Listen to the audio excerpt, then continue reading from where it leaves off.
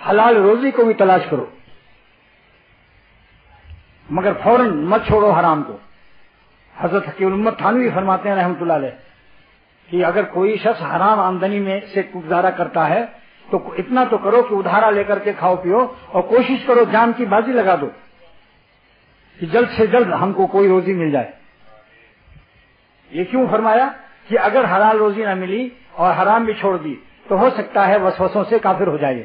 تو کفر سے بچانے کے لیے حضرت تھانوی رحمۃ اللہ علیہ نے گنہگاری کی زندگی کی اجازت دی، مگر رات دن کوشاں رواں و دواں حیران رہے کہ اللہ جلد سے جلد کوئی جہاں بھی انٹرویو ہو وہاں دو، اگر 10,000 کی حرام نوکری ہے تو 5,000 پر راضی ہو جاؤ،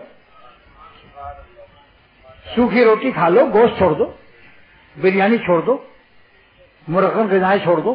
سوکھی روٹی کھانے سے کولسٹرول نہیں پیدا ہوتا، جتنے مرنے والے اور کولسٹرول والے اور ہارٹ اٹیک والے ہیں یہ سب مرغن کی پارٹی ہے،